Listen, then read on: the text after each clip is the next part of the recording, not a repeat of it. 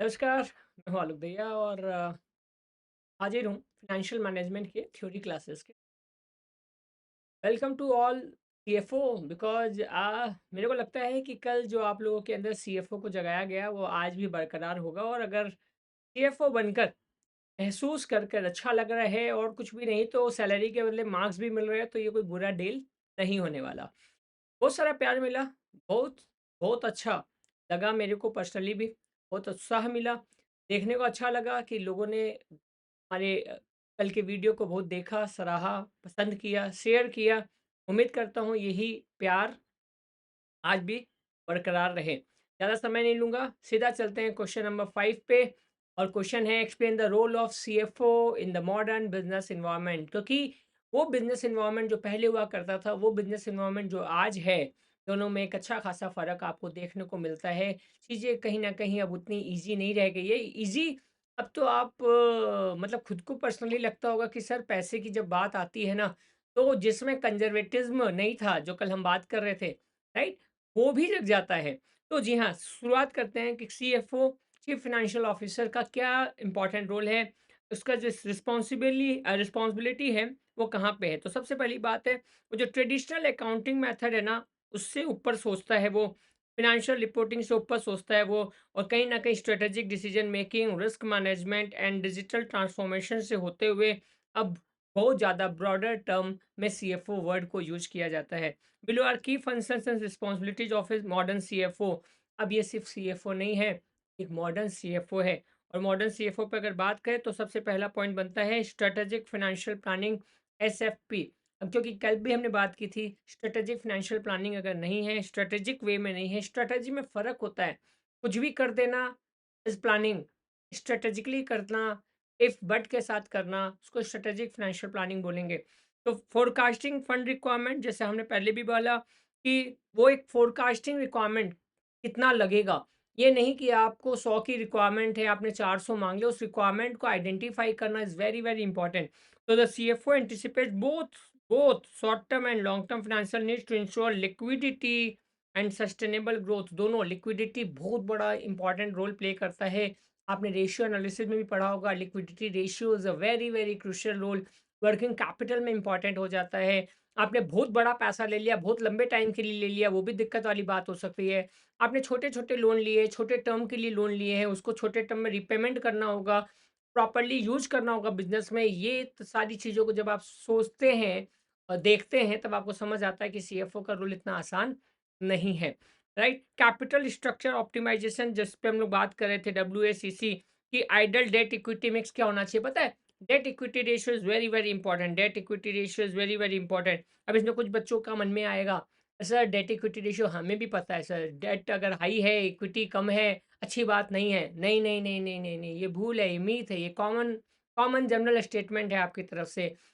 Business to business हाँ, industry to industry vary कर जाता है डेट इक्विटी रेशियो, राइट? अब बात समझ लेते हैं हम कि कोई बिज़नेस जो है रियलिटी का बिज़नेस है, रियलिटी बोले तो फिक्स्ड एसेट्स का, रियलिटी बोले तो मकान बना के जो दे रहे हैं, कमर्शियल प्रॉपर्टीज़ बना के जो दे रहे हैं, कुछ कंपनियाँ जैसे डीएलएफ की बात करते हैं, ओबेरॉय रियल्टी की बात करते हैं। ऐसे कई कंपनियाँ जिनका काम ही है, अब आप सोचो क्या घर एक दिन में बना के दूसरे दिन बेच पाएँगे क्या आप?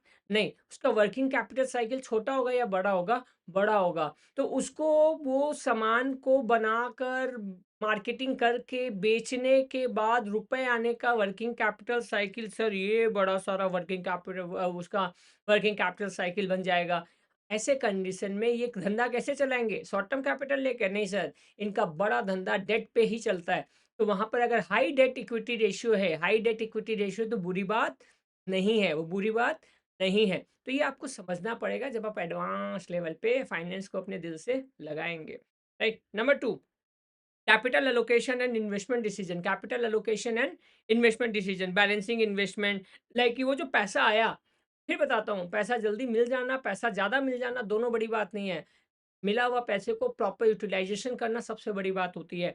तो उसके बाद वो फिक्स्ड एसेट्स में कितना डालना है, वर्किंग कैपिटल में कितना डालना है, लॉन्ग टर्म प्रोजेक्ट्स में कितने डालना है, ये काम कौन करेगा? ये काम सीएफओ करेगा, ये उसका ज़िम्मा है, ये उसको अच्छे तरीके से निभाना पड़ेगा। Capital budgeting, NPV, IRR, ROI, ROI बोले तो return on investment, NPV net present value, IRR internal rate of return, ये सारी चीज़ों को देखकर सोच समझ कर निवेश कर और सीएफओ बन। Number three, profitability and cost management. Profitability and cost management, profit planning, crucial role in pricing strategy, cost control, planning, pricing strategy, cost control, revenue optimization. ये सारा काम, ये सारा जिम्मा किसका, किसके सर पे आएगा? सीएफओ के सर पे आएगा। सर प्राइसिंग स्ट्रेटजी, जी हाँ, क्योंकि वो जो स्टोरी कल हमने बात की थी ना, सेल्स से होते हुए जो अर्निंग पर शेयर पे पहुंची थी, एस टू ईपीएस, ऐसे याद कर लो, बड़ा इजी याद हो जाएगा। एस टू ईपीएस जैसे हम पहुंचे ना अर्निंग पर, सेल्स से लेकर अर्निंग पर, सेल्स में, इन सारी जगह पर बड़ा इंपॉर्टेंट रोल होता है सीएफओ का। प्राइसिंग स्ट्रेटेजीज आसान नहीं होती है, आपको पता होगा। स्कीमिंग प्राइसिंग बोल के एक चीज होती है, स्कीमिंग प्राइसिंग होती है, पेनिट्रेटिंग प्राइसिंग होती है। स्कीमिंग प्राइसिंग शुरुआत में दाम अलग है, पेनिट्रेटिंग प्राइसिंग शुरुआत में दाम सस्ते, स्कीमिंग प्राइसिंग में शुरुआत में दाम महंगे, फिर धीरे धीरे सस्ता होता जाता है।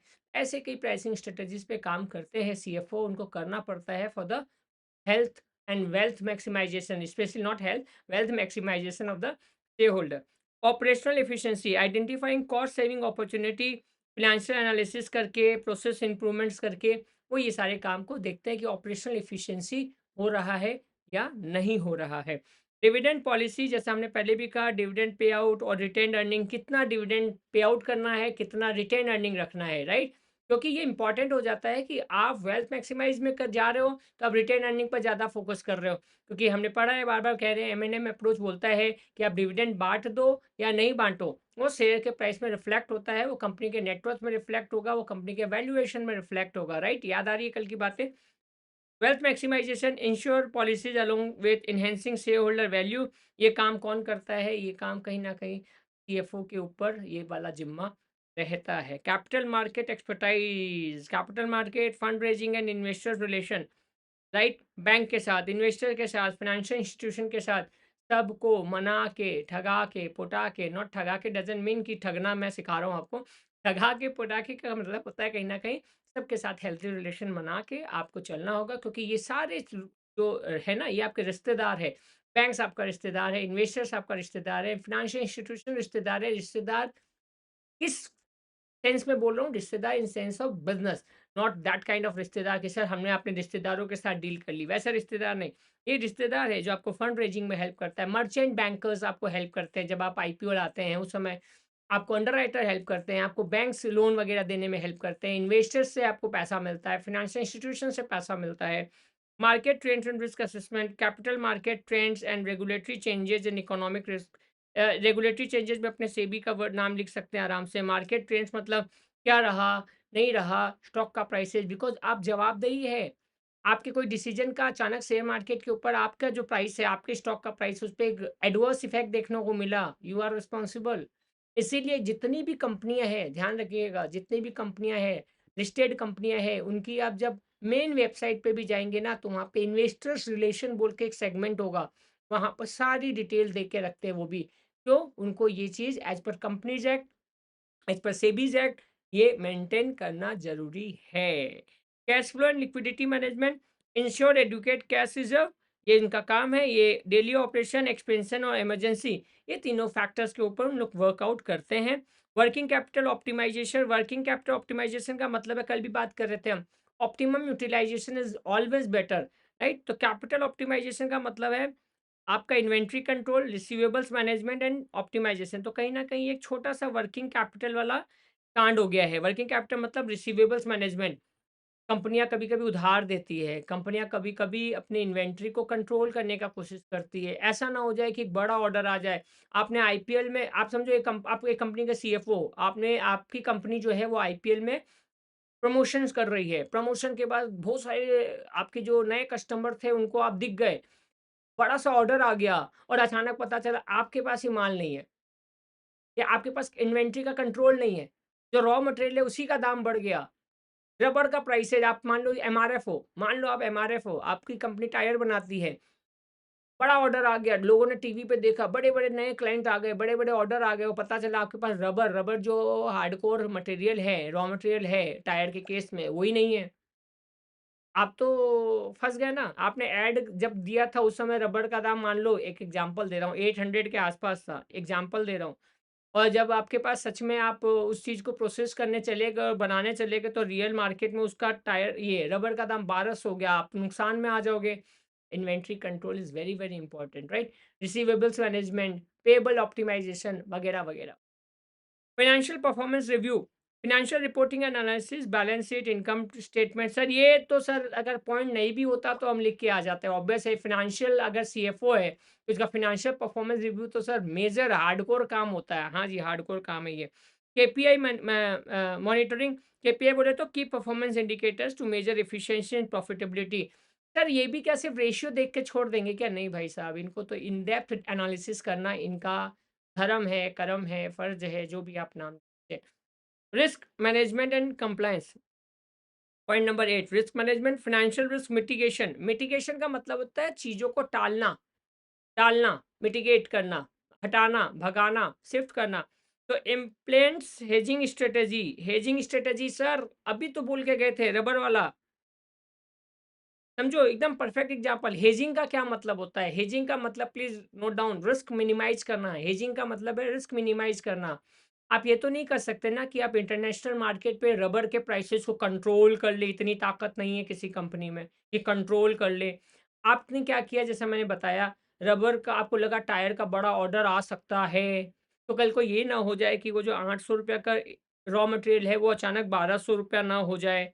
तो आप क्या करेंगे, पहले से ही 800 रुपए के प्राइस पे डील फाइनल करके रखेंगे कि आईपीएल के फाइनल तक पहुँचते-पहुँचते अगर बहुत सारे ऑर्डर आ जाए और ये रबर का प्राइसेज़ 1200 भाग जाए तो आपको अफ़ेक्ट अफ़ेक्ट नहीं पड़े या बहुत कम अफ़ेक्ट पड़े। हेजिंग स्ट्रैटेजी समझ में आया? एकदम समझ में आया। Insurance is also very important thing. हम लोग नहीं जानते, हम लोग नहीं मानते, हमारे आस-पास इंश्योरेंस की एक ही इज़्ज़त है कि कोई आता है इंश्योरेंस वाले अंकल पीछे पड़ जाते हैं, ले लो, ले लो, ले लो, ले लो। और सच में इंडिया की हालत ये है कि being a trainer for the insurance industry मैंने देखा कई बार होता है, लोग मैक्सिमम 70 टू 80% लोग आज भी अंडर इंश्योर्ड है। अंडर इंश्योर्ड का मतलब जितने की इंश्योरेंस की रिक्वायरमेंट होती है ह्यूमन बीइंग को, वो भी नहीं है। अब आ जाते हैं प्रोडक्ट वाइज भी इंश्योरेंस होता है, सामान जा रहा है, जहाज जा रहा है, आपका रॉ मटेरियल आ रहा है, जा रहा है, उसमें भी आपके बिजनेस के लिए भी इंश्योरेंस की दरकार होती है, वहाँ भी हालत बुरी होती है। फिर भी सच बताऊँ तो एक अजीब-सा फैक्ट है, ह्यूमन लाइफ़ की इंश्योरेंस को तो लोग और भी बुरे हालत में रखे हुए हैं, कमर्शियल, क्योंकि वहाँ पैसा पूरा सीधा-सीधा दिखता है ना, तो वहाँ पर फिर भी इंश्योरेंस को लोगों ने मैनेज किया है। और एक मज़ेदार फैक्ट, वर्ल्ड में सबसे पहले जनरल इंश्योरेंस आया। जनरल इंश्योरेंस मतलब जो इंसान के लाइफ़ से जुड़ा हुआ नहीं है, सबसे पहले जनरल इंश्योरेंस आया। और एक मज़ेदार बात बताना चाहूँगा, ये जो आपके पास है ना ₹1000 होते हैं ना, और आप 200, 200, 200, 200 5 जगह ऐसे छुपा-छुपा के जो रखते हैं ना, इसको चाइनीज़ इंश्योरेंस बोलते हैं। इसको चाइनीज़ इंश्योरेंस क्या बोलते हैं इसको? चाइनीज़ इंश्योरेंस बोलते हैं, right?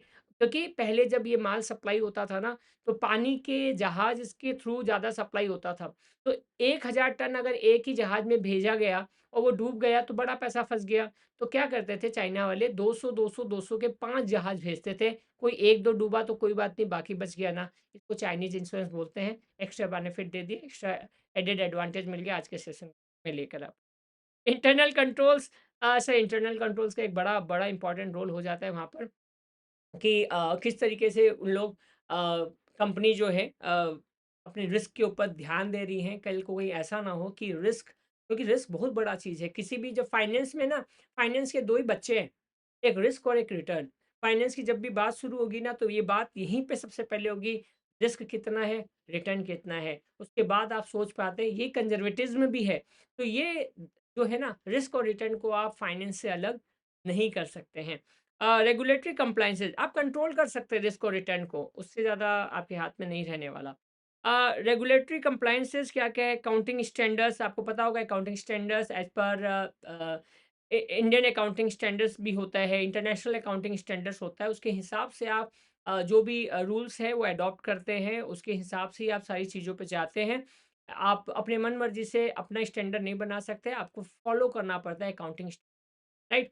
Tax tax laws, income tax है, कॉर्पोरेट डिविडेंड टैक्स वगैरह के लिए ये सारी चीज़ इनको ध्यान रखना पड़ता है। कॉर्पोरेट गवर्नेंस की शुरुआत सबसे पॉपुलर जो रहा वो इन्फोसिस रहा, मिस्टर नारायण मूर्ति रही। एक कंपनी जिसने सबसे पहले कॉर्पोरेट गवर्नेंस रिपोर्ट दी, उसका नाम भी इन्फोसिस रहा। इन्फोसिस के ऊपर जब आप सर्च करोगे ना कॉर्पोरेट गवर्नेंस का डेफिनेशन, तो उसमें नारायण मूर्ति का आपको सबसे बड़ा डेफिनेशन मिलेगा। Corporate governance is nothing, it's showing a statement from the company side that how much they are responsible for the public, for their shareholders, for their stakeholders, right? Creditors के लिए, share holders के लिए आप कितने जिम्मेवार हैं। और आप ये कोशिश करते हैं कि कॉर्पोरेट गवर्नेंस के फॉर्म में आप अपने जितनी भी एक्टिविटीज है उसको शॉर्टेस्ट फॉर्म में प्रोवाइड करवा पाए और ये बता पाए कि we are very much dedicated to our corporate governance, हम अपनी तरफ से अच्छा करना चाह रहे हैं, ये हमारे कॉर्पोरेट गवर्नेंस का नतीजा है। इस पे भी एक रिपोर्ट बनता है, उसको बोलते हैं corporate governance report. Last second last that is the digital transformation in financial technology. ये तो आज के सीएफओ के लिए ये बड़ा चैलेंज भी होता था, बट अब धीरे धीरे अडॉप्ट होने लग गया। Automation and AI integration. Automation अलग चीज़ है, एआई इंटीग्रेशन अलग चीज़ है। AI driven analytics, blockchain and ERP system. कल मैंने एक बात बताई थी कि पहले वोटिंग के लिए हम ऑफिस जाते थे, जहाँ एजीएम होता था, एनुअल जनरल मीटिंग, वहाँ जाते थे। आज यही सारा काम ऑनलाइन हो जाता है, आपको वोटिंग के जो लिंक्स हैं वो मिल जाते हैं और आपको ये भी पता है लिंक के थ्रू आपके बैंक अकाउंट के पैसे भी हटवा दिए जाते हैं, राइट? होता है ना ये मॉडर्न जो क्या बोलते हैं उसको, फ्रॉड हो रहा है, जो स्कैम्स हो रहा है, तो कंपनी का सीएफओ है ना उसके लिए बड़ा ज़रूरी है। कल को ऐसा ना हो कि आपके कंपनी में वोटिंग के नाम से किसी और ने भी ऐसा नकली बना दिया है और यहाँ पब्लिक वोट कर रहा है, शेयर होल्डर वोट कर रहा है और यहाँ उसी शेयर होल्डर के अकाउंट से पैसे जा रहे हैं। So he must be very very you know compatible with all these requirements। Technology का नॉलेज भी ज़रूरी है, एआई का नॉलेज ज़रूरी है, उसके ऊपर काम करना अपने आप में सबसे चैलेंजिंग, लेकिन वो भी पूरा पूरा ज़रूरी है। Data driven decision making, data and predictive modelling to enhance forecasting and strategic planning. Big data, data science, इसीलिए डेटा साइंस एक बड़ा ही एक क्या कहते हैं इसको, एक उभरता हुआ करियर प्रोस्पेक्ट है लोगों के लिए। डेटा साइंस जहाँ पर बड़े-बड़े डेटा के ऊपर में काम होता है, क्योंकि आप बड़े-बड़े डेटा पे जब काम करते हैं ना, आपका चश्मे का पावर भी बड़ा सा हो जाता है। यहाँ बात सिर्फ चश्मे के पावर की नहीं है, यहाँ बात है एनालिसिस की। क्योंकि आज भी आप मानो तो रियल लाइफ में भी आप अपना एग्जांपल देख लो, data is easily available, this is my quote, data is easily available, we need analyst. आप एक कंपनी में जॉब कर रहे हो ना, आप ये समझो, आपके पास भी व्हाट्सएप पे जो डेटा आ रहा है, वही डेटा आपके बॉस के पास भी जा रहा है। फिर आपका बॉस आपको क्यों ढूँढेगा? आपका बॉस आपको ढूँढेगा, आपका बॉस आपको पूछेगा सिर्फ़ इसलिए कि भई मेरा ये जो बंदा है ना, जो सीएफओ है या जो बंदा है, मेरा जो स्टाफ है, ये सोचने का तरीका डिफरेंट है। वो चीज़ों को अलग तरीके से सोचता है, वो एनालिसिस करता है चीज़ों का और इसका एनालिसिस का तरीका अपने आप में डिफरेंट है। तो दैट्स व्हाई आई ऑलवेज़ से कि data is freely available, industry need analyst. हम लोग को एनालिस्ट चाहिए, हम लोग को डेटा वाला प्रोवाइड तो व्हाट्सएप पे डेटा आजकल मिल जाता है, वो वाला डेटा नहीं चाहिए, डेटा का एनालिसिस करने का तरीका आना चाहिए आपको, right? Last point, leadership and cross personal collaboration. Leadership का मतलब तो देखिए क्या है, partnership with CEO and boards as a strategic advisor to the CEO. CEO का मतलब chief executive officer and board of directors. Financial business growth के ऊपर में जब भी बात होगी तो आपको इन दोनों से बात करना पड़ेगा। देखो 3 इंपॉर्टेंट लोग होते हैं, सीईओ, सीओओ, सीएफओ। बताओ तो ठीक, नहीं तो आज समझ लीजिए, chief executive officer, chief operational officer and chief financial officer. ये 3 पिलर है किसी भी कंपनी के लिए और इन सब के ऊपर में अपने आप में डायरेक्टर साहब होते ही हैं जो इन सारी चीज़ों को करते हैं, कोऑर्डिनेट करते हैं, अटैच करते हैं और बिज़नेस को चलाते हैं। इंटर डिपार्टमेंटल कोऑर्डिनेशन, ऑपरेशन को मार्केटिंग से, मार्केटिंग को एचआर से। मतलब कल जो सर हमने बात की थी ना, ईबीआई, टीडीए याद है? उसमें से टैक्स माइनस कर रहे हैं, उसमें से डेप्रिसिएशन माइनस कर रहे हैं, पता है? एक बड़ा खर्चा मार्केटिंग में जाता है, एक बड़ा खर्चा एडवर्टाइज़मेंट में जाता है और वहाँ पर आप पता चलता है सेल्स में, जहाँ पर आप है ना ₹100 का सेल्स हो रहा है, अर्निंग पर शेयर जाते-जाते ₹1 मिल रहा है, या पैट, प्रॉफिट आफ्टर टैक्स जाते-जाते है ना, प्रॉफिट आफ्टर टैक्स वो रुपया सिर्फ़ ₹10 बच रहा है। तो सर इसके बीच का पैसा कहाँ गया? इसके बीच के पैसे को मैं मज़ाक में बोलता हूँ soda, soda, SODA, selling expenditure, overhead expenditure, right?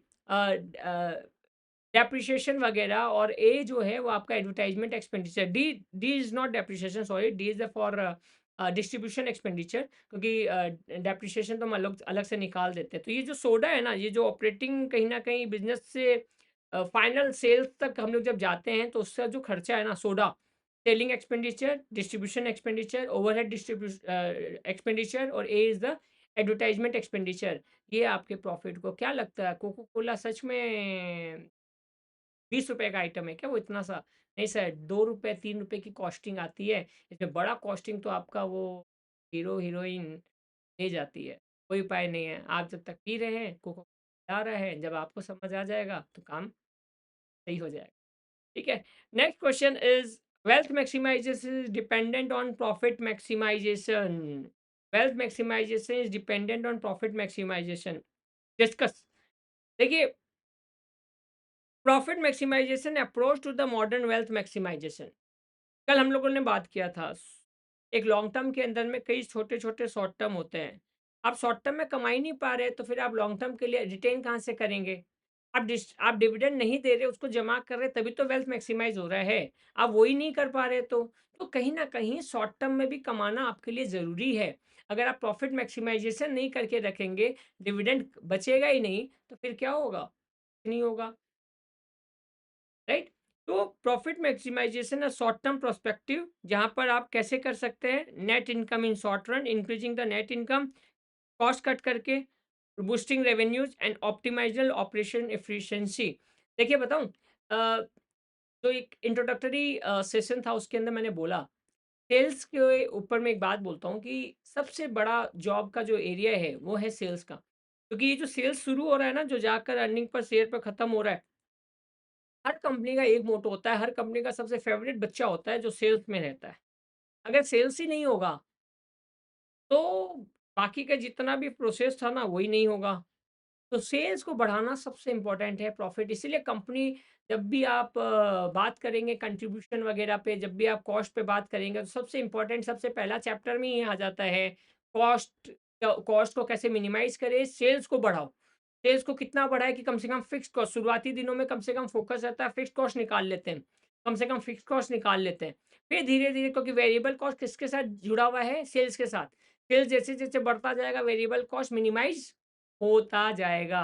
वो उसके प्रोपोर्शन में चल रहा है, या मिनिमाइज़ कर सकते हैं। फिक्स्ड कॉस्ट तो ऑब्सोलीट हो जाएगा अगर आप ढंग से उसको काम किया जाए। फिक्स्ड कॉस्ट, ये जो चीज़ें हैं ना तीनों, cost cutting, boosting revenues and operational efficiency को ऑप्टिमाइज़ करना, ये इंपॉर्टेंट है, जहाँ से प्रॉफिट मैक्सिमाइज़ेशन होता है। However this approach has limitations. Limitations क्या-क्या? Ignore risk and time value of money, right? जो कल हम बात कर रहे थे, रिस्की वेंचर्स के थ्रू आ रही हूँ। अब क्या होता है, सीधा फोकस हो जाता है ना, पैसे कमा के देना है, वहीं पे आप गलती करना शुरू करते हैं। मैं कॉम्प्रोमाइज़ लॉन्ग टर्म ग्रोथ, आप फिर लॉन्ग टाइम पे फोकस नहीं करते। Cost cutting can hurt R and D, employee morale and market expansion. आपने क्या किया, शॉर्ट टर्म के लिए प्रॉफिट बढ़ाने के लिए कई लोगों को हटा दिया। बड़े लोग जब हट गए, तो वही जाकर आपके लिए मार्केटिंग करेंगे ना कि कंपनी अच्छी नहीं है, कंपनी में लोगों को हमने एक शॉर्ट टर्म के लिए रखा और फिर हटा दिया।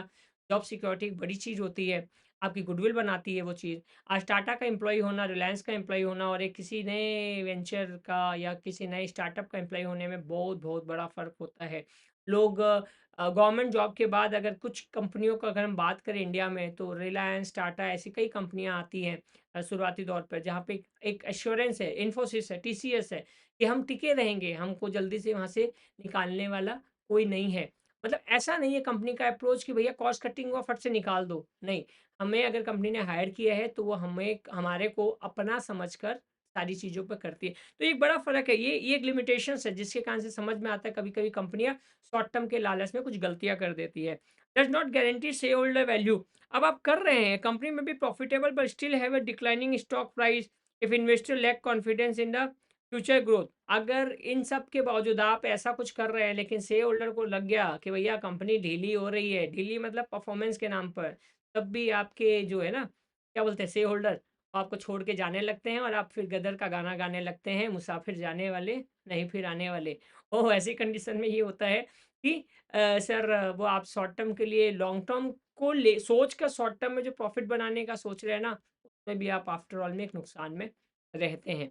वेल्थ मैक्सिमाइजेशन है लॉन्ग टर्म स्ट्रेटेजिक गोल पर, अगर हम लोग बात करें, जस्ट अ सेकंड। हाँ,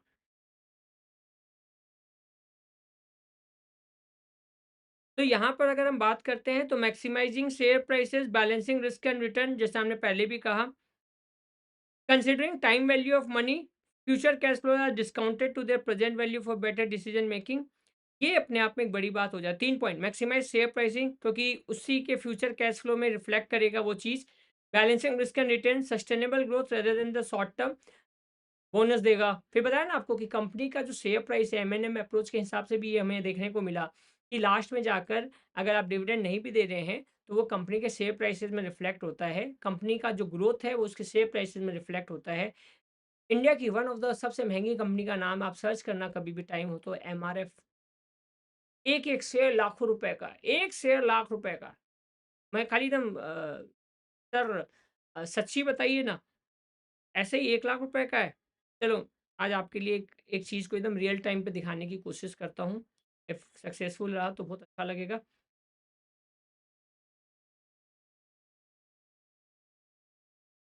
एमआरएफ लिमिटेड, कितने का दाम है? यहाँ देखिए, इस जगह को देखिए। सर 1,37,620, 1,37,420, जी हाँ, 1 शेयर का दाम है। जी हाँ, 1 शेयर का दाम है 1,37,000। एमआरएफ सर, ये टायर बड़े-बड़े होते हैं इसलिए दाम बड़ा-बड़ा है क्या? नहीं, ऐसा कुछ भी बात नहीं है। कंपनी ने एक अपना वैल्यूएशन रखा, कंपनी ने अ, अपने शेयर होल्डर्स के लिए ग्रोथ रखा, वेल्थ मैक्सिमाइज़ किया और वो वेल्थ वेल्थ मैक्सिमाइज़ेशन कंपनी के इसमें तो सर ये क्या पहले से इतना महँगा था? या बाद में जाके हुआ? चलिए ये भी एक अच्छा क्वेश्चन है आपका, इसका भी आंसर दे देते हैं हम आपको। ये लीजिए आपके साथ। नहीं सर, ये तो सस्ता था। हाँ सर, 2020 में इसका दाम था सिर्फ़ 50,000 रुपए। 2020 में 50,000, 50,000 का चीज़ आज 1,50,000 एप्रॉक्स पकड़ लीजिए। 50,000 का चीज़ 1,50,000 ऐसे शेयर होल्डर्स के लिए वेल्थ ही वेल्थ क्रिएट करके दिया। हाँ, वेल्थ क्रिएट किया, परफॉर्मेंस भी दिखाना पड़ा तब जाकर ऐसा होता है कि ये कोई मज़ाक की चीज़ नहीं है। Right? Is wealth maximization dependent on the profit maximization? While profitability is essential for wealth creation, wealth maximization not solely depend on profit maximization। खाली पैसा कमाने से आप वेल्थ मैक्सिमाइज नहीं कर सकते, वहां पर बहुत सारे फैक्टर्स भी वर्क करते हैं। Like profit is equal to not cash flow, company में report high accountability profit but still face liquidity issues. Wealth maximization prioritize actual cash flows over mere accounting profit. Cash flow नहीं आया, जैसे बात हमने कल के सेशन में भी किया था, डेट पे माल ले रहे हैं, उधारी पे माल ले रहे हैं, उधार पे माल बेच रहे हैं और आप खुश हो रहे हैं, प्रॉफ़िट हो रहा है, प्रॉफ़िट हो रहा है। अरे पैसा किसी को देना है, पैसा किसी से लेना है, ये तो बाकी है, बाकी प्रॉफ़िट हो रहा, प्रॉफ़िट हो रहा। ना, ना, ना, ना, ना, ना। सिस्टम बोलता है accounting cash flow, actual cash flow क्या हो रहा है, उसके ऊपर हम बात करेंगे। हम आपके खाली ये बात नहीं कहेंगे प्रॉफ़िट हो रहा है। वो उसको बोलते हैं ना cooking the book, right? Books भी कुक्स होती हैं। बुक्स कुक क्यों होती है? दिखा दिया गया, मैनिपुलेशन कर दिया गया। ऐसा कई सारी कंपनियाँ जो डूबी है इंडिया में, ऐसा नहीं है कि डूबी नहीं है, सब अच्छी-अच्छी कंपनियाँ नहीं है। कई कंपनियाँ डूबी है, कल ही हम बात कर रहे थे विशाल मेगा मार्ट, ऐसी कंपनी जब डूबी थी तो वहाँ पे यही हालत था। वो दिखा रहा था मैं हमारा सेल हो रहा है, हमारा सेल हो रहा है, लेकिन पैसा देने वाला कोई नहीं आ रहा, फँस गया। Risk adjusted return matters, risk adjusted है, highly profitable but risky venture में destroy share holder value if it leads to financial instability. कल भी बात कर रहे थे। कंपनी ने आपके थोड़े-थोड़े पैसे को जमा करके रखा और अचानक में जाकर ना गलत डिसीज़न ले लिया। किसी कंपनी को एक्वायर कर लिया जिसकी माला हालत अच्छी नहीं थी, ऑपरेशन अच्छी नहीं थी, गलत हो गया एक डील। ये भी हो सकता है ना, एक गलत डील हो गया। तो highly profitable but risky venture, कुछ बिज़नेस का मॉडल ऐसा होता है जो रिस्की वेंचर होता है, मान लो वो ही हो गया। कंपनी खुद उसी मॉडल में है जो अपने आप में हाइली प्रॉफिटेबल है बट रिस्की वेंचर है। तो ऐसे केस में कुछ कंपनियाँ जो कंपनी एयरप्लेन बना रही है, आप क्या सोच रहे हैं? गाड़ियाँ बना रही है, क्या सोच रहे हैं? हर महीने एक दिन में 50,000 गाड़ियाँ बिक रही हैं क्या? नहीं सर, साल भर, फिर उसमें रोटेशन, उसका पैसा आने में ईएमआई वगैरह। तो क्या है, highly profitable but risky ventures ऐसे कई कैटेगरी आएँगे जिसमें आप देखेंगे। और एक जो एग्ज़ाम्पल दिया मैंने कि किसी को एक्वायर कर लिया, कोई मर्जर कर लिया, गलत मर्जर हो गया, गलत एक्विजिशन हो गया, तब भी आप फँस सकते हैं, ऐसी नौबत आ सकती है। Non financial factors influence wealth, brand reputation, corporate governance, brand reputation, corporate governance, innovative contribution to long-term valuation beyond just profit। Tata, Reliance, ये सब कंपनियाँ, पता है क्यों कंपनियाँ बनती है? ये खाली प्रॉफ़िट नहीं, ये अपने शेयर होल्डर्स के लिए कई चीज़ें ऐसा लाती हैं ना, जहाँ पर एक इनका गुडविल बनता है, इनका वैल्यूएशन बनता है, इनका इनके स्टाफ है ना, वो अपने मुँह से बताते हैं कि भई शेयर होल्डर्स का ही पैसा है ना, बिज़नेस में आया है, बिज़नेस का ही पैसा अपने उस स्टाफ के पास जा रहा है। तो रिलायंस उन स्टाफ का ख़्याल रख रही है, टाटा अपने उस स्टाफ का ख़्याल रख रही है, वहाँ से गुडविल जनरेट होती है, तो उसका शेयर होल्डर भी अपने आप में खुश है, क्योंकि शेयर होल्डर हो सकता है ना, वो शेयर होल्डर भी अपने आप में, कंपनियाँ ESOP इश्यू करती हैं, मैं बता देता हूँ ESOP। अपने ही जो स्टाफ होते हैं, जो लॉन्ग टर्म के लिए कंपनी के लिए काम कर रहे हैं, उनको इक्विटी शेयर दे देती है कि आप भी हमारे कंपनी में मालिक की तरह रहो, राइट? तो ऐसे में ना गुडविल क्रिएट होता है, ये गुडविल आगे जाके काम आता है, तो वेल्थ मैक्सिमाइज़ेशन इस तरीके से भी किया जा सकता है और होता है। Question number 7, should the profit maximization goal be regarded as primary goal of financial management? क्या प्रॉफिट मैक्सिमाइजेशन गोल को ही हमारा प्राइमरी गोल मानना चाहिए? क्या बोलते हैं आप? आंसर आना चाहिए शायद ना। Financial management aims to ensure optimal utilisation, इस वर्ड को गले लगा लीजिए, बार बार लिखना पड़ेगा, of financial resources to achieve organizational objective. Traditional profit maximization was considered for the primary goal. Traditional देखो, एक ट्रेडिशनल होता है मार्केट, एक मॉडर्न होता है। ट्रेडिशनल मतलब जो होते आया है, मॉडर्न मतलब जो अब नया चीज़ जनरेट हो रहा है। तो ट्रेडिशनल में ये माना जाता था, जब लोगों को इतनी समझ नहीं थी, तो ये माना जाता था कि ये एक इन्वेस्टमेंट है। मैंने शेयर खरीदा, मेरे को हर बार डिविडेंड चाहिए, तब लोग ये नहीं सोचते थे कि बोनस बोल के भी कोई चीज़ होती है। और वेल्थ मैक्सिमाइजेशन किस-किस तरीके से हो सकता है। लेकिन अब मॉडर्न जो है ना, वो वेल्थ मैक्सिमाइजेशन को ज़्यादा इम्पोर्टेंस देता है, क्योंकि वहाँ पे ये माना जाता है हमें आप वेल्थ, अच्छा सर, प्रॉफिट और वेल्थ में फ़र्क हो जाता है क्या? वेल्थ मतलब संपत्ति होता है, प्रॉफिट मतलब सिर्फ़ मुनाफ़ा होता है। प्रॉफिट आपको है ना, सिर्फ़ कैश के फॉर्म में दिखता है कि 10 का चीज़ 12 हो गया, ₹2 प्रॉफिट। वेल्थ में क्या होता है, 10 के बाद वो 12 के अलावा आपको कई सारी चीज़ें बेनिफिट्स के तौर पे, जैसे आप लोग मॉडर्न एज में जानते होंगे अच्छी तरीके से, आपको गुडीज़ बैग दे दिया, जस्ट समझाने के लिए बता रहा हूँ, गुडीज़ बैग दे दिया, ये दे दिया, बैग दे दिया। नाउ अ डेज़ ना कुछ-कुछ बच्चे पोस्ट डालते हैं कि मैंने इस कंपनी को जॉइन किया और मेरे को जाते के साथ है ना बैग मिला है, वाटर बॉटल मिली है, डायरी मिली है, पेन मिला है, और एक छोटा-सा फ़ोटो खींच के डाल देते हैं लिंक्डइन वगैरह-वगैरह पे, राइट?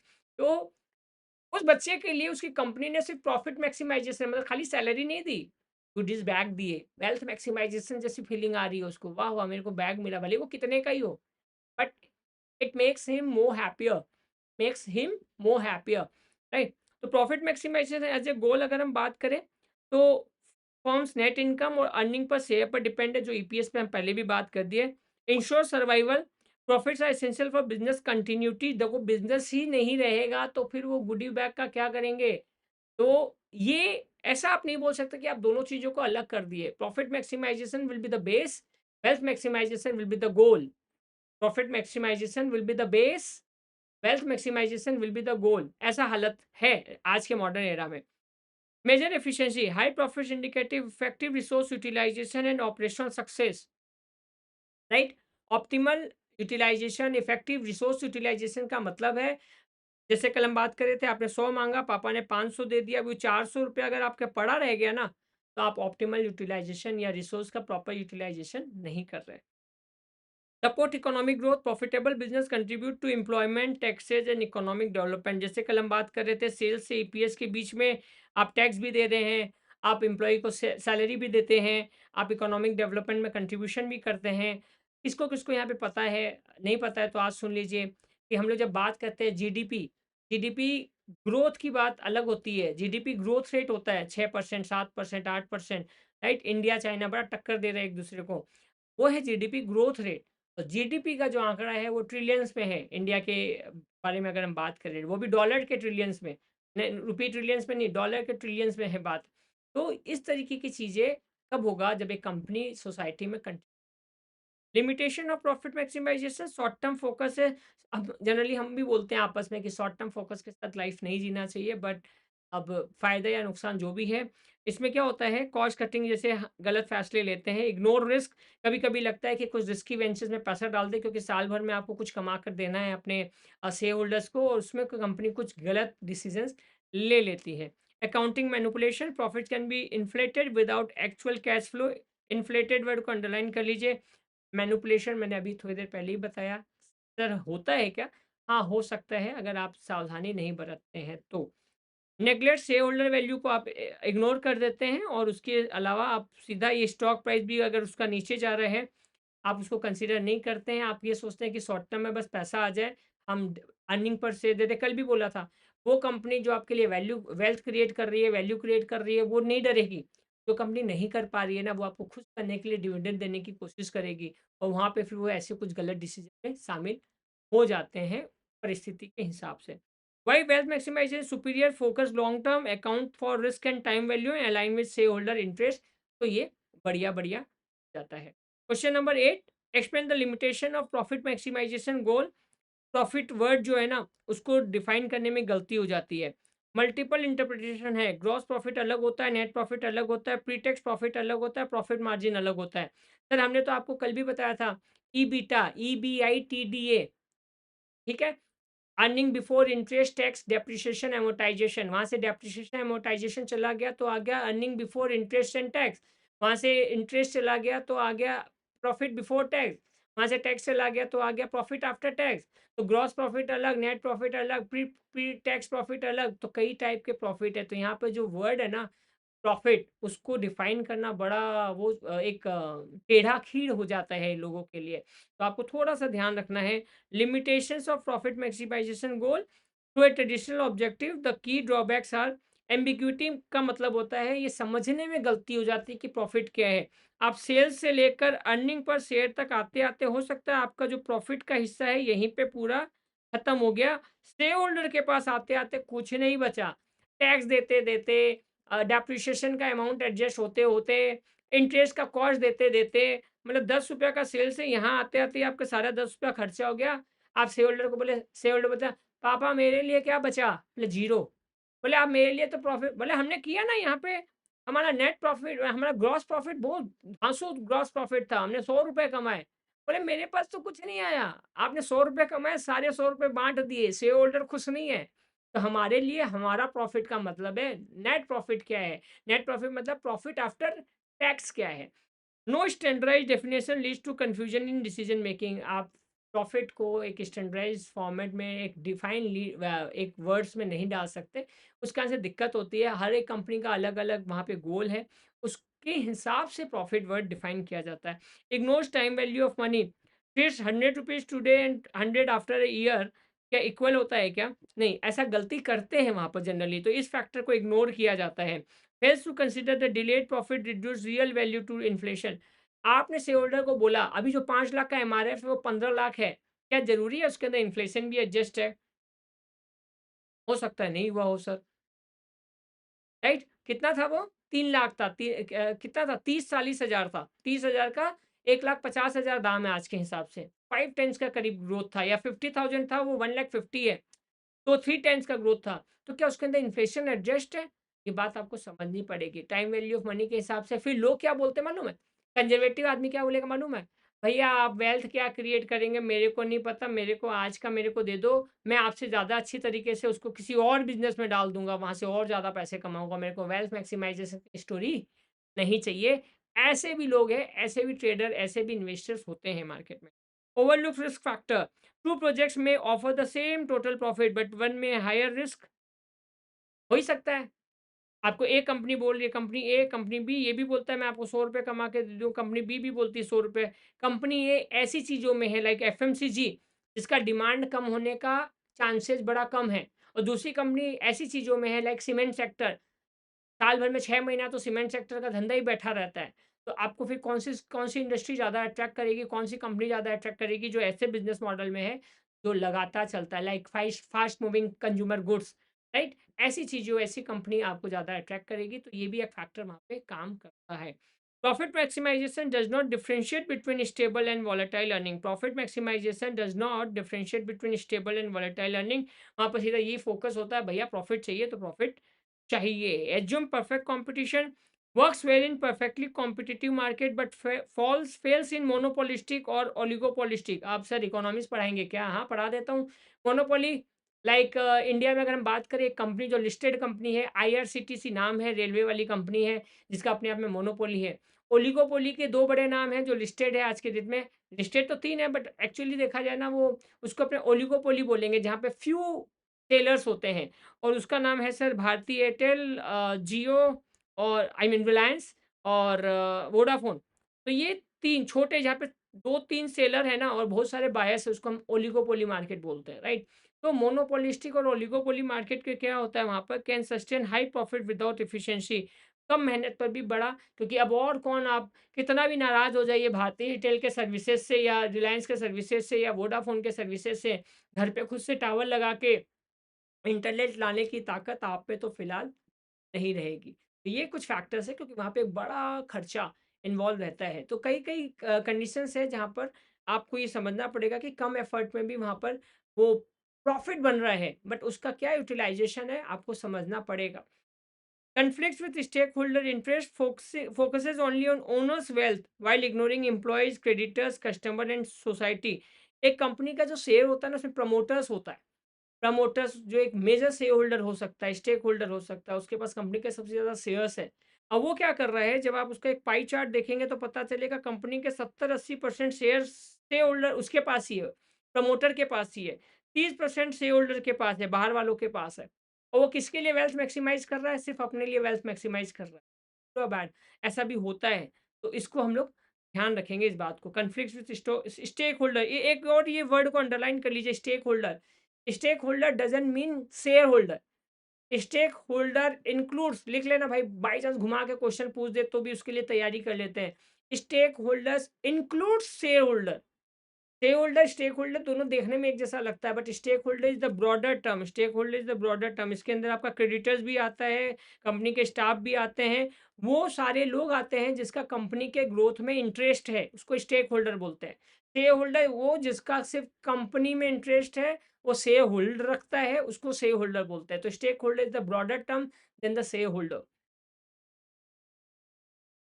अनएथिकल कॉस्ट कटिंग करते हैं, जैसे हमने पहले भी बात किया, compromising quality, unethical cost cutting, अगर ऐसी चीज़ें करके भी प्रॉफिट मैक्सिमाइजेशन पे फोकस किया जाता है तो वो अच्छी बात नहीं है। गंदी बात, गंदी बात, गंदी। Short term focus encourage decisions in boost immediate profit, फटाफट। आर एन डी बोले तो research and development maintenance, right, but harm long term sustainability. पता है, फार्मा इंडस्ट्री होता है, फार्मा सेक्टर होता है, उसका सबसे बड़ा खर्चा कहाँ जाता है पता है? आर-एन-डी।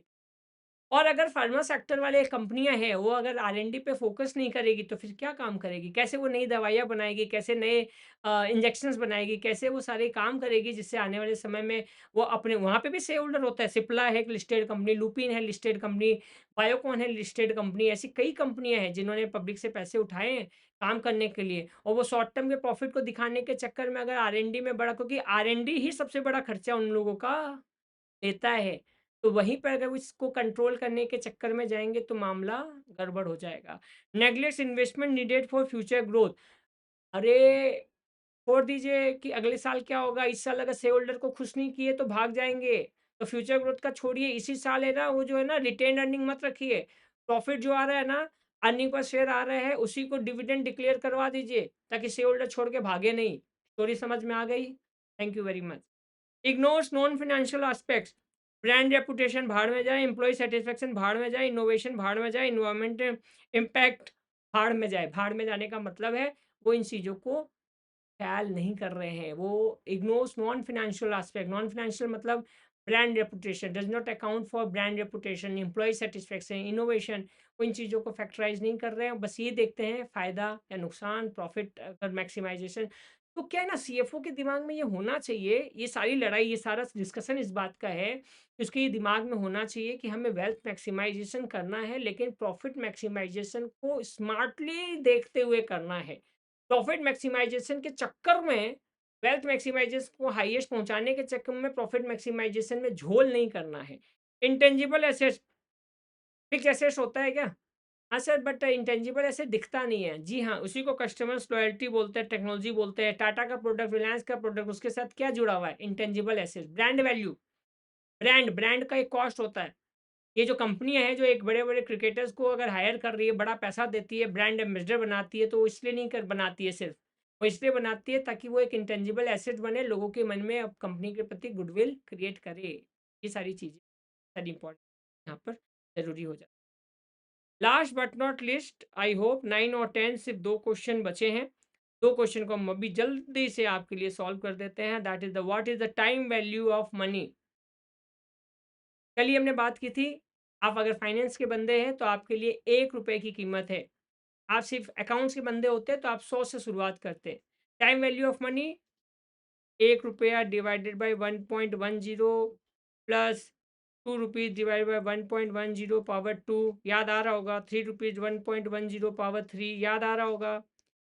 ₹1 पे काउंट करेंगे भाई साहब, आप सीएफओ हैं। और आप ये देखेंगे कि वो ₹1 10 पैसे के हिसाब से कितना आ रहा है, उसका आज के डेट में टाइम वैल्यू ऑफ मनी क्या हो रहा है? उसका आज के डेट में टाइम वैल्यू ऑफ मनी क्या हो रहा है? तो आप ये देखते हैं कि ₹1 जो आज मिल रहा है, वो अगर 1 साल के बाद मिल रहा होता तो बढ़ के आना चाहिए ना, वो अगर बढ़ के नहीं आ रहा तो दिक्कत है। तो आप यहाँ पे कैलकुलेशन करके ये निकालते हैं कि ये जो रुपया है, जो 2 साल बाद मिलेगा, उसके लिए उसका मेरे लिए आज के दिन में वैल्यू कितना होके रखा है। क्लियर है? ये डिस्काउंटिंग करना, ये टाइम वैल्यू ऑफ मनी होना। तो financial concept that state that the money available today is worth more than the same amount in the future. Money available today is worth more than the same amount in the future. This is because money can be invested now to earn return. आपके पास आपको कोई बोला कि ₹1 आज दूँ या ₹1 1 साल के बाद दूँ? आप बोले अगर मैं ₹1 लेता और आज कहीं पे भी इन्वेस्ट करता तो ₹1 के ऊपर मेरे को ₹1 10 पैसा मिल जाता। मतलब अब मेरा ₹1 बन जाता ₹1 10 पैसा। तो अगर आप मेरे को 1 साल के बाद ऐसा कुछ कर रहे हैं तो वो मेरा नुकसान है। तो आप क्या सोचेंगे भैया अगर आप 1 साल के बाद देंगे ना तो फिर मैं उसको ₹1 नहीं समझूँगा, मैं उसको कम समझूँगा। 1 डिवाइडेड बाय 1.10 राइट? तो ये कहने का मतलब है तो today ₹100 today can be invested at 5% annual return growing to 105 next year और conversely 100 received next year is worth less than 100 today due to inflation and less lost investment opportunity. दोनों point बहुत-बहुत इंपॉर्टेंट, बहुत अच्छे से समझाया हुआ है ये अपने आप में। तो आप अगर कोई ₹1 है, तो वो आपके लिए 1 साल के बाद 1.05 है। कोई आदमी आपको ₹1 दे रहे हैं 1 साल के बाद, तो वो आज आपके लिए ₹1 नहीं है, वो आज आपके लिए ₹1 से कम है। हाँ या ना? वो ₹1 से कम है, क्योंकि हम हैं कंज़र्वेटिव, प्राउडली बोलिए अपने आप में, हम हैं कंज़र्वेटिव। हम एक-एक रुपए का हिसाब रखेंगे और हम एक-एक रुपए का हिसाब रखेंगे, एक-एक रुपए पे ब्याज लेंगे, एक-एक रुपए पे ब्याज को कैलकुलेट करेंगे। हमारा पैसा आइडल नहीं रहना चाहिए। देखिए ये अप्रोच आपके लाइफ में कितना चेंजेस लाता है। कई बार हम लोग ऐसे बात करते हैं कि फाइनेंस लोग क्यों ऐसे होते हैं? अरे भाई फाइनेंस वाले का नेचर ही है वो। What is the importance in long term financial decision making? देखिए, importance of TVM time value of money long term financial आप जब इंटरेस्ट पे बात करते हैं ना कभी-कभी ईएमआई पे आ जाइएगा, छोटा-सा एग्ज़ाम्पल लेते हैं ईएमआई। आपको लगता है कि ₹3000 का ईएमआई है, मेरे पास ऑप्शन आ रहा है हज़ार-हज़ार रुपए करके 3 बार देने का। अच्छा लग रहा है ना? अरे सर, आज 1000 दिया ना, बाकी ये जो 2000 है ना, इसको मैं कहीं न कहीं यूज़ कर लेता हूँ सर। कहीं न कहीं भी जो यूज़ कर रहे हैं ना, अपॉर्च्युनिटी कॉस्ट के हिसाब से सोचिए, अपॉर्च्युनिटी रिटर्न के हिसाब से, सर मेरे पास हाथ में पैसा रह रहा है, बच रहा हूँ, टेंशन नहीं है, कहीं चीज़ पे इमरजेंसी आएगा तो खर्चा कर पाऊँगा। आप इस पॉइंट के ऊपर ही जाके देना तो 3000 ही है, तब आपको ये 3000 पे लिया हुआ चीज़ ईएमआई में अच्छा लग रहा है। और वहीं पर अगर ये आ जाए कि 3000 के ऊपर में भी आपको करीब-करीब 4-5 हज़ार देना पड़ेगा, तब आपको लगेगा अगर मेरे पास 3000 ही है, तो मैं उसके ऊपर आराम से डाउन पेमेंट पूरा फुल पेमेंट कर दूँगा सर, क्योंकि ये तो बहुत ज़्यादा कॉस्ट आ जा रहा है हमारे ऊपर। ये अप्रोच आपको यहाँ सोचने में मदद करेगा, कंपनी को भी करता है। TVM helps evaluate opportunity cost, the potential benefits lost when choosing one investment over another. ये आपके लिए मैटर कर जाता है। मैटर क्यों कर जाता है? अपॉर्च्युनिटी कॉस्ट है। आपने सारे का सारा पैसा एक ही फिक्स्ड एसेट्स को खरीदने में लगा दिए तो वर्किंग कैपिटल हिल जाएगा, ध्यान रखना पड़ेगा। मैनेज कर दे, अगर ऑप्शन है ईएमआई पे ले सकते हैं, लीज़ पे ले सकते हैं, बड़ी कंपनी तो फिर लीज़ पे बात करेगी ना, लीज़ पे ले सकते हैं तो लीज़ पे लीजिए, तो लीज़ पे लीजिए। लीज़ का कॉस्ट देख लीजिए, एनपीवी, आईआरआर देख लीजिए, ऐसा तो नहीं है कि लीज़ पे लेने से वो महँगा पड़ गया। ये तो कंपेयर करते हैं आप लोग कैपिटल बजटिंग में। जी, जी। Project A 10% return, project B 8% return, lower return. अब यहाँ पे क्या है, investing in project A instead of project B 8% return means forgoing to lower return. आप यहाँ पे फोकस किस पे कर रहे हैं, 10% के ऊपर। भैया 10% दे रहा है आपको आराम से।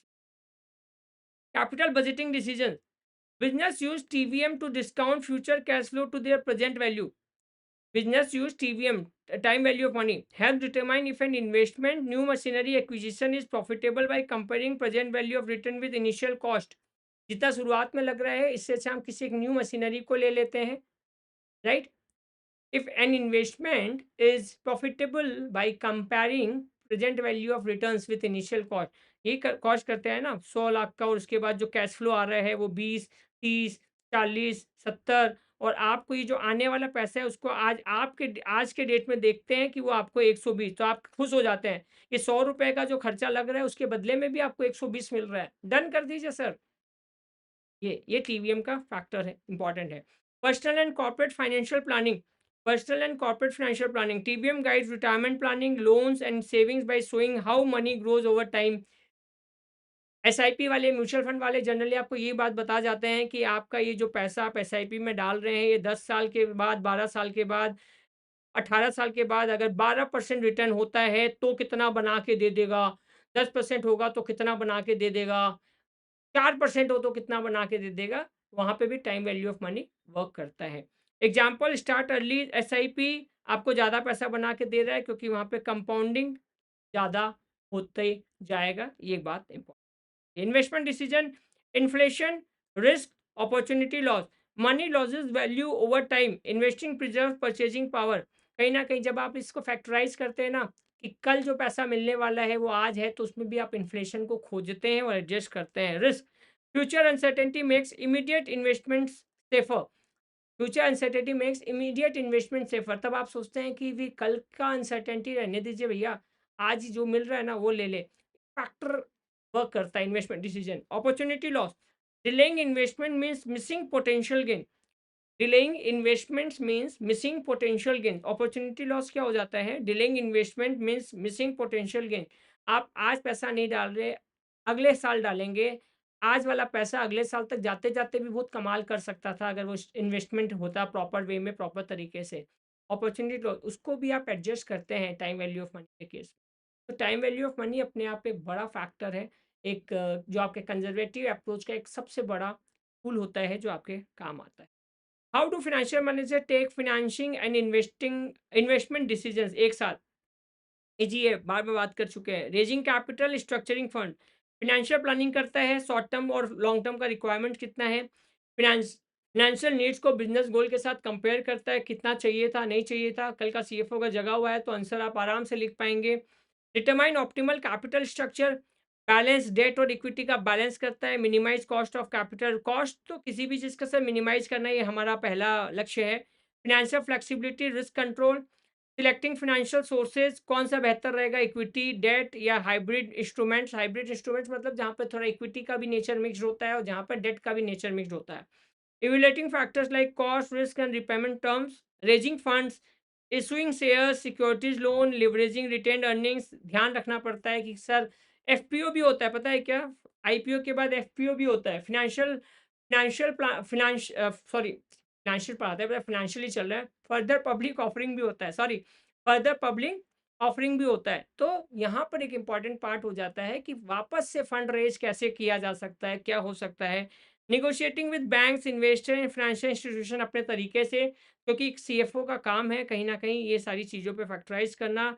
फाइनेंशियल एंड इन्वेस्टमेंट डिसीजंस लेते समय इस चीज़ों पर आप ध्यान देते हैं कि रेजिंग फंड किससे किया जाए, जो कल बात हम पहले ही सेशन में कर रहे थे।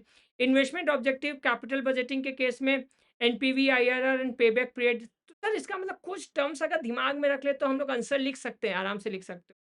एक मेजर, ये पूरे थ्योरी का सबसे मेजर चीज आज कंप्लीट होने वाला है और अभी कंप्लीट होने वाला है। मॉनिटरिंग फंड यूटिलाइजेशन, सर एक पॉइंट और छूट गया, prioritising investment with the higher long term value. That simple, कोई दिक्कत नहीं है यहाँ पर। दिक्कत है मॉनिटरिंग फंड यूटिलाइजेशन, एसेट्स पे कितना डाले, आरएनडी पे कितना डाले, एक्सपेंशन पे कितना खर्चा करे, ये एक बड़ा फैक्टर हो जाता है। Preventing misuse of idle capital, ये प्रिवेंटिंग मिसयूज और आइडल कैपिटल, जैसा हमने कल ही बोला था, 100 रुपये मांगा गया, 500 रुपये मिल गए, 400 रुपये एक्स्ट्रा मिल गए। अब इस 400 का प्रॉपर यूटिलाइजेशन नहीं होगा ना, तो आपके ऊपर एक रिस्क बर्डन होगा। राइट? तो ये इम्पोर्टेंट है कि आज के सेशन के बाद, आज के सेशन की रिकॉर्डिंग के साथ आप वापस से कल की रिकॉर्डिंग भी एक बार ज़रूर से सुन लीजिएगा, सारी चीज़ें क्लियर हो जाएँगी। और अगर आज तक आपके अंदर आपका सीएफओ जगा हुआ है, तो मेरे को लगता है नहीं है कि कहीं कोई दिक्कत होगी। Managing internal funds, that is the reinvesting profits for growth, new machinery acquisition और maintaining liquidity for emergency. Company के पास भी कभी भी इमरजेंसी आ सकती है, प्लांट वगैरह में आग लग सकती है, कोई अनसर्टेनिटी आ सकती है। टाटा के साथ अभी जैसे हुआ, कहीं ना कहीं आप समझिए एयर इंडिया जिसका हम एग्जांपल है, we are very sorry for Ahmedabad जो डिजास्टर हुआ। बट कंपनी के लिए तो एक विमान भी गया ना, तब कोई कोई 1-1 करोड़ का कंपनी की तरफ से प्रॉमिस भी हुआ ना। 223 या 224 जो भी लोग रहे, जिनको भी नुकसान हुआ, आप समझिए 224 करोड़। फ्लाइट अलग गया, सिस्टम अलग गया, गुडविल को अलग हार्म पहुँचा। तो ये सारी चीज़ों के लिए, कंपनी के लिए भी, आपके लिए भी managing internal funds, managing liquidity for emergency सँभालना, रखना बहुत-बहुत ज़रूरी है। पूरे चैप्टर वाइज़ बात करें, तो आपका एक मेजर जो हिस्सा था, वो कहीं न कहीं कवर होता हुआ इसमें दिखाई दे रहे हैं। आउट ऑफ अगर हम बात करें कि ये पूरा जो आपका पीडीएफ है, उसमें से, इस पूरे पीडीएफ में से 40 पेज का जो पीडीएफ दिखाई दे रहे हैं, उसमें से आपने करीब-करीब 18 टू 90 पीडीएफ कंप्लीट कर लिया है, 19 पेजेस कंप्लीट कर लिए हैं। मतलब half done is better done वाली कंडीशन है। आई होप सेशन अच्छा लगा होगा। आई होप आप आंसर लिख पाएँगे। आई होप जल्द ही मिलेंगे दूसरे वीडियो में। Thank you, thanks a lot and have a great day. Bye bye. Take